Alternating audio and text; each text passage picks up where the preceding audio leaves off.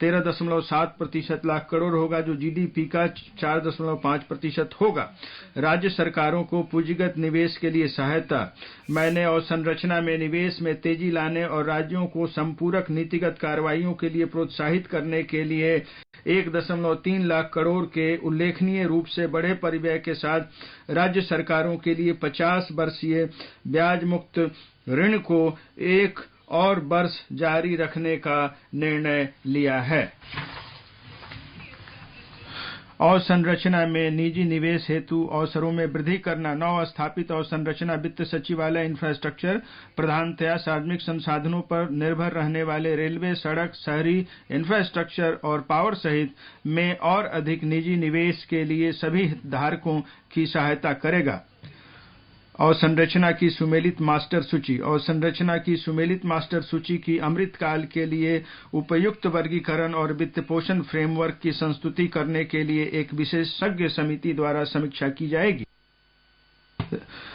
मैं रेलवे की बात कर रही हूं, अध्यक्ष महोदय। रेलवे के लिए 2.4 लाख करोड़ के पूंजीगत व्यय का प्रावधान किया गया है।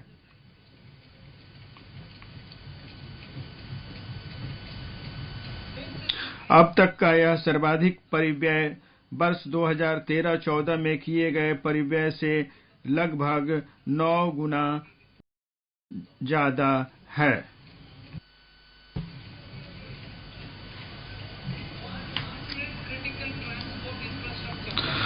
संभार तंत्र, लॉजिस्टिक, पत्तनों, कोयला, इस्पात, उर्वरक और खाद्यान्न क्षेत्रों के लिए शुरू से लेकर अंत तक संपर्क साधने के लिए 100 महत्वपूर्ण अवसंरचना परियोजनाएं अभिज्ञात की गई हैं। इन परियोजनाओं को निजी स्रोतों से 15,000 करोड़ रुपए सहित 75,000 करोड़ रुपए के निवेश के साथ प्राथमिकता दी जाएगी।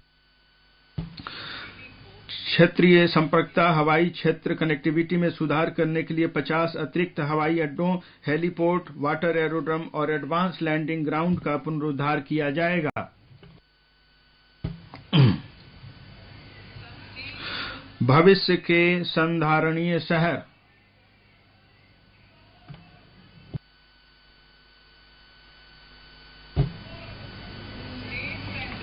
राज्यों और शहरों को इस बात के लिए प्रोत्साहित किया जाएगा कि वे हमारे शहरों को भविष्य के संधारणीय शहरों में रूपांतरित करने के लिए शहरी आयोजना, सुधार और कार्रवाइयां करें।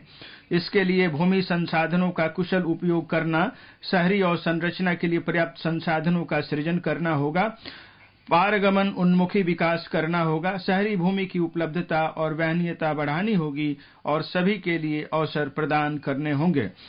म्युनिसिपल बॉन्ड के लिए शहरों को तैयार करना, संपत्ति कर व्यवस्था में सुधार लाकर और शहरी अवसंरचना पर प्रयोक्ता प्रभार लगाकर शहरों को म्युनिसिपल बॉन्ड के लिए अपनी ऋण प्राप्ति योग्यता में सुधार करने के लिए प्रोत्साहित किया जाएगा। शहरी अवसंरचना विकास निधि IRDF की तरह प्राथमिकता प्राप्त क्षेत्र उधारी न्यूनता के उपयोग के माध्यम से शहरी अवसंरचना विकास निधि की स्थापना की जाएगी। इसका प्रबंधन राष्ट्रीय आवास बैंक द्वारा किया जाएगा और इसका उपयोग टियर 2 और टियर 3 शहरों में शहरी अवसंरचना के विकास सृजन हेतु सार्वजनिक एजेंसियों द्वारा किया जाएगा। राज्यों को UIDF का उपयोग करते समय उपयुक्त प्रयोक्ता प्रभारों को लागू करने के लिए 15वें वित्त आयोग के अनुदान के साथ साथ मौजूदा स्कीमों से संसाधन जुटाने के लिए प्रोत्साहित किया जाएगा। हम इस उद्देश्य के लिए 10,000 करोड़ प्रति वर्ष की राशि उपलब्ध कराने की उम्मीद करते हैं। शहरी स्वच्छता। सभी शहरों और कस्बों में सेप्टिक टैंकों और सीवरों का मल कीचड़ बाहर निकालने के लिए मैन होल को मशीन होल के रूप में प्रयोग करके 100% मशीनी तरीके से साफ किया जाएगा।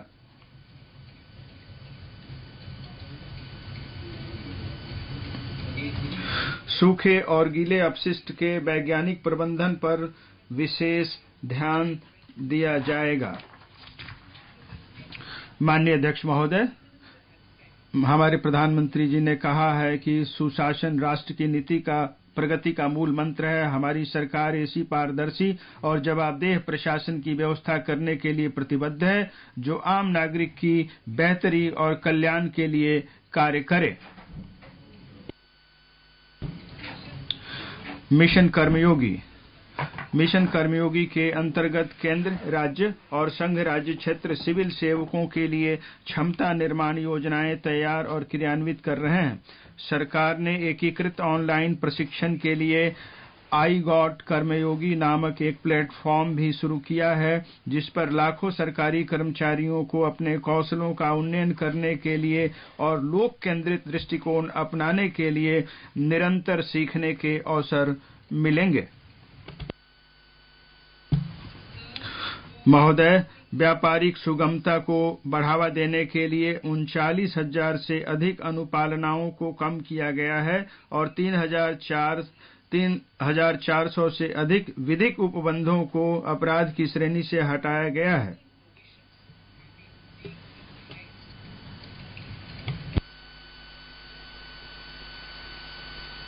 विश्वास आधारित शासन को बढ़ावा देने के लिए हमने 42 केंद्रीय अधिनियमों में संशोधन करने के लिए जन विश्वास विधेयक पेश किया है। इस बजट में हमारी अर्थव्यवस्था के सामर्थ्य को सामने लाने के लिए अनेक उपायों का प्रस्ताव किया गया है। कृत्रिम बुद्धिमत्ता आर्टिफिशियल इंटेलिजेंस के लिए उत्कृष्टता केंद्र। कृत्रिम बुद्धिमत्ता को भारत में बनाएं और कृत्रिम बुद्धिमत्ता से भारत के लिए कार्य कराएं के विजन को साकार करने के लिए देश के शीर्ष शैक्षिक संस्थानों में कृत्रिम बुद्धिमत्ता के लिए 3 उत्कृष्टता केंद्र स्थापित किए जाएंगे। अग्रणी उद्योगपति कृषि, स्वास्थ्य और संधारणीय शहरों के क्षेत्रों में बहुविषयक अनुसंधान कराने, अत्याधुनिक एप्लीकेशन तैयार करने और मापनीय समस्याओं के समाधान तैयार करने में सहभागी होंगे। इससे कृषि बुद्धिमत्ता के कारगर इकोसिस्टम को प्रेरित करने और इस क्षेत्र में गुणवत्ता मानव संसाधनों को प्रशिक्षित किया जा सकेगा।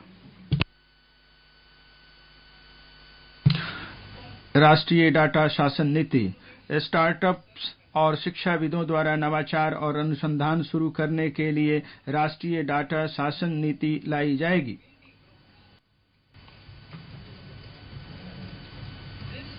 इससे अज्ञात नाम से आने वाले डाटा तक पहुंच बनाने में मदद मिलेगी। अपने ग्राहकों को जाने प्रक्रिया का सरलीकरण किया जाएगा। एक आकार सबके लिए उपयुक्त के बजाय जोखिम आधारित मानदंड अपनाकर केवाईसी प्रक्रिया को सरल बनाया जाएगा। वित्तीय क्षेत्र के विनियामकों को ऐसी केवाईसी प्रणाली रखने के लिए प्रोत्साहित किया जाएगा जो डिजिटल भारत की जरूरतों को पूरा करने के लिए सहज हो सके। पहचान और पते के अद्यतनीकरण के लिए वन स्टॉप समाधान। विभिन्न सरकारी एजेंसियों, विनियामकों और विनियमित निकायों द्वारा बनाए रखे गए व्यक्तियों की पहचान और पते के मिलान और अद्यतनीकरण के लिए वन स्टॉप समाधान की व्यवस्था की जाएगी, जिससे डिजी लॉकर सेवा और आधार का मूलभूत पहचान के रूप में प्रयोग किया जाएगा। महादेव सामान्य बिजनेस पहचानकर्ता।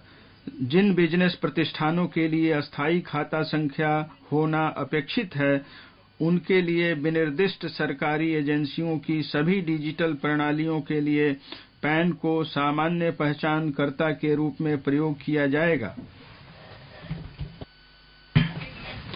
इससे कारोबार करना आसान होगा और इसे विधिक अधिदेश के जरिए कार्यान्वित किया जाएगा। एकीकृत फाइलिंग प्रक्रिया। एक ही सूचना को विभिन्न सरकारी एजेंसियों के पास अलग अलग प्रस्तुत करने की अपेक्षा से बचने के लिए एकीकृत फाइलिंग प्रक्रिया वाली प्रणाली स्थापित की जाएगी। सूचना या विवरणी को एक सामान्य पोर्टल पर सरलीकृत प्रारूपों में दायर करने के इस प्रक्रिया को दायरकर्ताओं के विकल्प के अनुसार अन्य एजेंसियों के साथ साझा किया जाएगा। विवाद से विश्वास। एक सूक्ष्म लघु मध्यम उद्यमों एमएसएमई के लिए राहत। कोविड अवधि के दौरान यदि एमएसएमई अपनी संविदाओं को निष्पादित करने में विफल रहे तो बोली या निष्पादन प्रतिभूति से संबंधित जब्त राशि का 95% भाग सरकार और सरकारी उपक्रमों द्वारा उन्हें लौटा दिया जाएगा। महादेव इससे एमएसएमई को राहत मिलेगी। विश्वास। विवाद से विश्वास 2 संविदागत विवादों का निपटान। सरकार और सरकारी उपक्रमों के संविदागत विवादों जिनमें मध्यस्थम पंचायत को किसी न्यायालय में महादेव के निपटान के लिए मानकीकृत शर्तों वाली एक स्वैच्छिक समाधान स्कीम लाई जाएगी। इसे विवाद की लंबितता के स्तर पर निर्भर रहते हुए श्रेणीकृत निपटान शर्तों की पेशकश करके किया जाएगा। राज्य सहायता मिशन राष्ट्रीय प्राथमिकताओं की दिशा में हमारे सामूहिक प्रयासों के लिए नीति आयोग का राज्य सहायता मिशन 3 वर्षों के लिए जारी रहेगा। परिणाम आधारित वित्त पोषण प्रतिस्पर्धी विकास जरूरतों के लिए दुर्लभ संसाधनों को प्रायोगिक आधार पर बेहतर तरीके से आवंटित करने के लिए चुनिंदा स्कीमों के वित्त पोषण को इनपुट आधारित से परिणाम आधारित में बदल दिया जाएगा। ई न्यायालय न्याय के प्रशासन में दक्षता लाने के लिए 7,000 करोड़ के परिव्यय से ई न्यायालय परियोजना का चरण 3 शुरू किया जाएगा।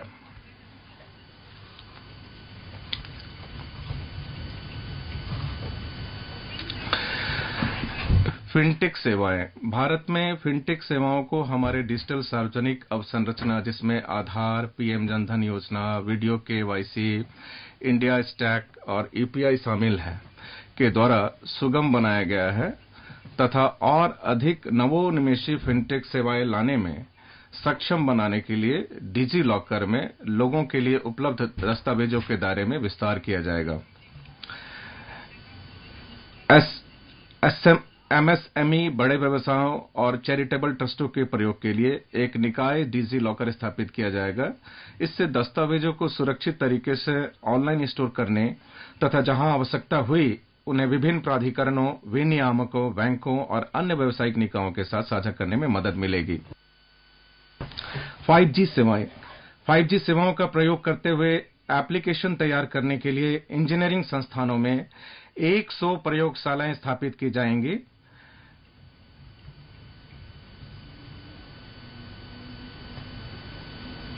जिनसे अनेक नए अवसरों, बिजनेस मॉडलों और रोजगार की संभावनाओं से जुड़ी जरूरतों को पूरा किया जा सकेगा। ये प्रयोगशालाएं अन्य बातों के साथ साथ स्मार्ट कक्षाओं, सूक्ष्म कृषि, इंटेलिजेंट परिवहन प्रणालियों और हेल्थ केयर एप्लीकेशनों को कवर करेगी। प्रयोगशाला में उत्पन्न हीरे एक प्रौद्योगिकी आधारित और नवीन सिद्धांत से प्रेरित एक उभरता क्षेत्र है जिसमें रोजगार की बहुत बड़ी संभावनाएं हैं। ये हीरे पर्यावरण हितैषी हैं जिनमें वही प्रकाशीय और रासायनिक गुण होते हैं जो प्राकृतिक हीरों में होते हैं। एलजीडी सीड्स और मशीनों के स्वदेश में ही उत्पादन को बढ़ावा देने के लिए और आयात पर निर्भरता घटाने के लिए एक आईआईटी को 5 वर्षों के लिए अनुसंधान और विकास अनुदान प्रदान किया जाएगा। एलजीडी के उत्पादन की लागत को कम करने के लिए एलजीडी सीड्स पर सीमा शुल्क की दर की समीक्षा करने का प्रस्ताव भाषण के भाग ख में दर्शाया जाएगा। अब मैं प्राथमिकता 5 पर आती हूं। माननीय अध्यक्ष महोदय, हरित विकास। माननीय प्रधानमंत्री ने पर्यावरण के प्रति सजग जीवन शैली के आंदोलन को गति देने के लिए लाइफ अथवा पर्यावरण के लिए जीवन शैली की संकल्पना प्रस्तुत की है। भारत हरित उद्योग और आर्थिक परिवर्तन को लाने के लिए वर्ष 2070 तक पंचामृत तथा निवल शून्य कार्बन उत्सर्जन की ओर दृढ़ता से आगे बढ़ रहा है। यह बजट हरित विकास पर दिए गए हमारे विशेष ध्यान पर आधारित है।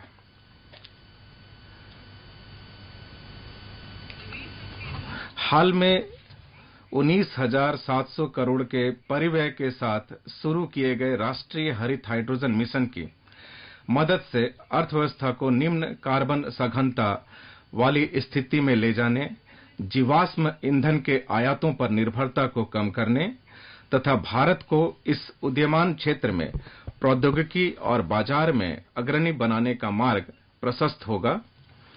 हमारा लक्ष्य है वर्ष 2030 तक 5 MMT का वार्षिक उत्पादन हासिल करना। ऊर्जा परिवर्तन। इस बजट में पेट्रोलियम और प्राकृतिक गैस मंत्रालय द्वारा ऊर्जा परिवर्तन तथा निवल शून्य उद्देश्यों और ऊर्जा सुरक्षा की दिशा में प्राथमिकता प्राप्त पूंजीगत निवेशों के लिए 35,000 करोड़ का प्रावधान किया गया है।